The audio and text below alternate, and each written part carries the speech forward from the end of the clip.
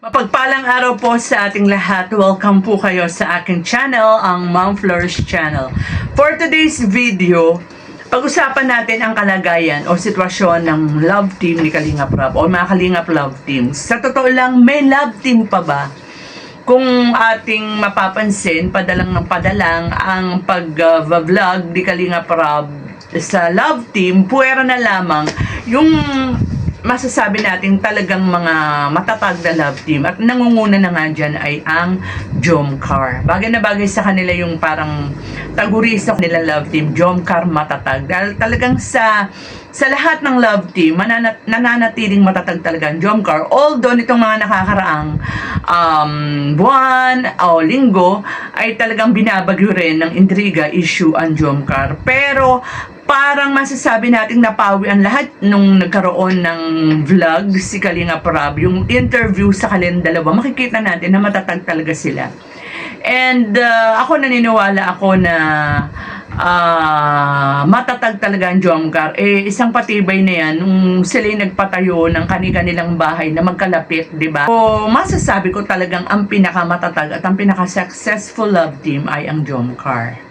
So, sa Franjoy naman, well, masasabi natin, kumbaga sa parang hindi pa natin masyadong makita ang katatagan ng Franjoy kasi although si Joy ay napakatagal na sa Kalingap, actually siya yung pinaka-leader at pinakamatagal sa Kalingap Angel Batch 1. Pero itong love team niya kay Fran ay masasabi natin kumbaga baby o bago pa lang kasi after nung dalawang failed love team ni Joy, na una yung Joy Vid, and then nga itong napaka-successful nga tulad na sinabi ko na Danjoy, ay mabuti, hindi naman bigla, mabuti at nakakita ng bagay na ka-love team kay Joy, ito nga si Fran. Alam nyo kung sa bagay sa chemistry, pasok na pasok sa banga ang Franjoy. And bagay talaga sila sa edad, 'di ba? Kasi kadalasan yung mga ka-love team o magkaka-love team sa Kalingap, mas madalas ang laki ng tanda ng mga lalaki, 'di ba? Kaya yun ang ini-issue sa Kalingap. Pero wala namang problema kung mas matanda ang lalaki. Depende kasi yun sa kanilang pagdadala. Kasi sa totoong buhay naman, dami naman natin nakikita na mas matatanda talaga yung mga lalaki, di ba? Mas mahirap kung mas matanda ang babae, though may mga, sa totoong buhay, marami rin nagkakatuluyan na mas matanda ang babae kaysa sa lalaki, di ba? So, going back nga dito sa Franjoy, nakikita natin na napaka-promising ng ng love team na to. Kasi nga talagang kumbaga tulad na sinabi ko kanina, match na match, magmula sa edad, sa facial features nila, yung pagkasingkit, yung pagka-cute, yung complexion nila. Ang cute talaga nila, lakas ang chemistry. And sa totoo lang, pag nanonood sila, ang cute nila. So sana talaga this time magtagal na talaga to. Ito na sana yung forever na maging ka-love team ni Joy. Sana nga hanggang sa totoong buhay, no? Sana nga. Pero lagi natin sinasabi, pagka love team, huwag talaga tayong masyadong umasa ng todo-todo. So, kasi marami pa pwedeng mangyari, di ba? Ngayon, magkasundo kayo, paano bukas, di ba? Kaya laging, na lang, pray and hope and pray na maging sila sa totoong buhay. And then, yung Mikris, na masasabi nating successful love team din ni Kalingap Rab, kaya lang nga, napakaraming mga mata na nakatingin. Isa yan sa ibinubutas kay Kalingap Rab na sobrang napakalaki naman ang tanda. 35 na ba si Mikoy? Kasi si Mikoy naman kasi, hindi naman mukhang ganyan ang edad napaka baby face niya. Tapos, kumbaga unang pagtatambal pa lang o pagsasama pa lang nila sa screen, kumbaga sa pelikula, sa screen, talagang makikitaan mo ng chemistry. Kasi kahit ganun ang edad ni Mikoy, baby face siya, samantalang si Krista naman, hindi mo naman siya kakikitaan na sa batang gulang, kasi mature naman kumilos si Krista. Kumbaga may chemistry kasi kaya nilang mag-adjust sa isa't isa. Tapos pareho pang very talented yung dalawa. Tapos si Mikoy, sabi nga, marami nagsasabi pa cute. Pero, syempre, kaya gano'n naman ay inaasta ni Mikoy o inaarte ni Mikoy. Kasi nga, parang binabagayan niya yung age ni Krista. Kaya ang dami rin, kumbaga, nagkagusto sa kanilang love team. Kaya nga lang, napilitan si Kalinga Prab na kailangang ihinto kasi nga, tulad na sinabi ko kanina, ang daming KJ. Ang daming parang ano ba yan, love team lang, parang feeling nila, parang totoo na, diba? So, kaya yung mga Milkris tuloy ay nalulungkot ngayon, pero sabi nga nila, willing naman daw silang mag-intay pag nag-18 na si Krista. Pero sabi ko nga, diba, dun sa last vlog ko, willing kayong mag-intay, ang tanong, kung kayang mag-intay ni Mikoy. Kasi, di ba, 35 na si Mikoy. Kung totoo nga yung nabalitaan natin, na 35 siya, tapos 15 pa lang si Krista. Eh, di kung 18 si Krista, 38 na si Mikoy, di ba? So, tingnan na lang natin ang mga susunod na kabanata. So, pero sa ngayon talaga, sinabi na talaga, tahasan ang sinabi ni Kalinga Prab na stop na ang love team ng Milkris. Pero ang maganda lang dito, no, sa mga supporters ng Milkris, nananatiling mabuting magkaibigan ng dalawa. Ayan, sabi nga ni Mikoy, di ba, doon sa live niya, masaya naman sila ni Krista. Yun ang importante. Hindi sila naghiwalay dahil nag-away sila, kundi dahil sa kinakailangan lang. And then, ang Rachel. Ayan. Ang Rachel, kahit na bihirang i-vlog yan, masayang ang mga supporters ng Rachel. Kasi tulad na sinabi ko nung doon sa mga huling vlog ko, na on and off kasi ang Rachel magkaibigang totoo.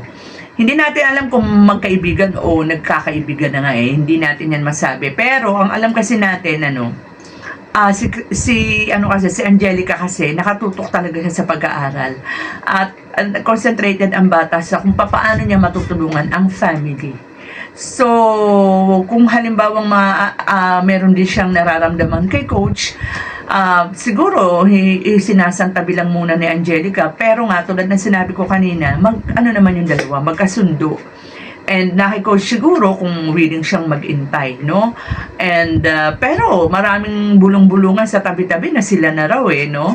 So, si coach at si Angelica lang ang makakapag-confirm niyan kung talagang, ano na ba talaga yung kanilang status, hanggang ano na ba yung level ng kanilang relasyon. But, ang pinaka-importante is, nagkakasundo sila, hindi sila nag-aaway, nagtutulungan sila, nagsusuportahan sila. Yan ang Rachel.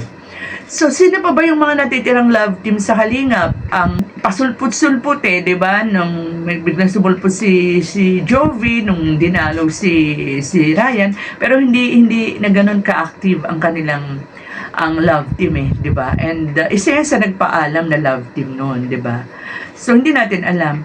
Ang Edmar at saka Edpau, alam ninyo, tong dalawang love team na ito, kinakitaan ng mga malakas sa chemistry.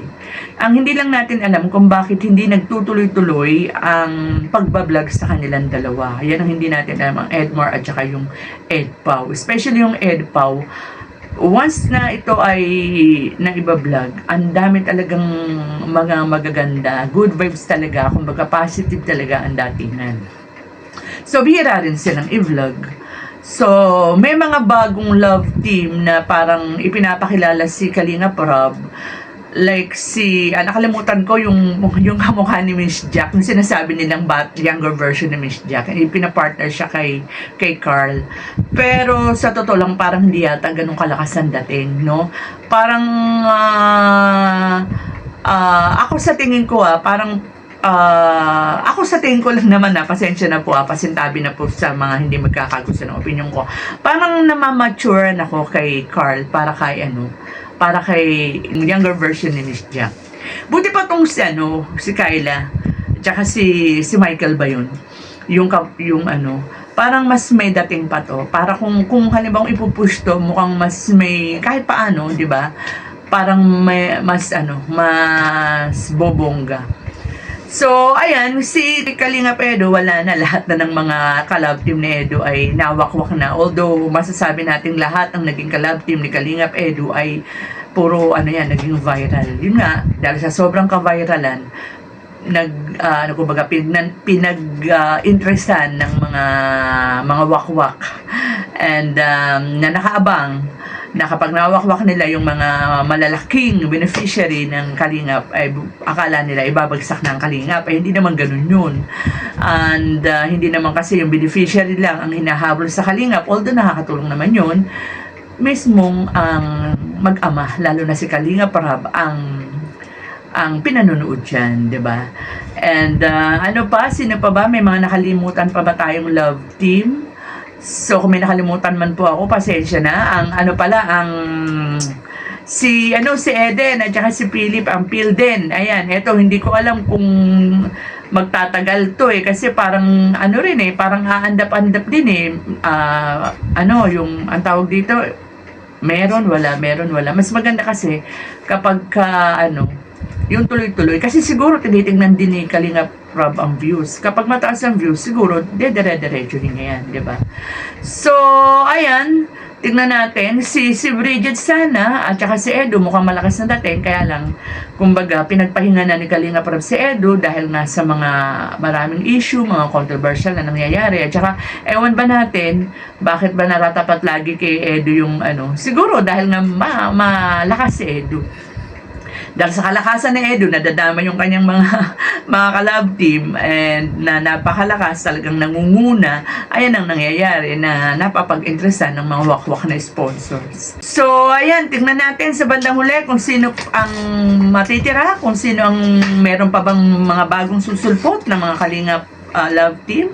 So, kung meron kayong mga sinusuportahang Kalingap love team, tuloy-tuloy lang po at huwag natin pabayaan. So, with that mga Kalingap, hanggang dito na lang po muna ang ating kwentuhan. Mag-iingat po tayong lahat and God bless.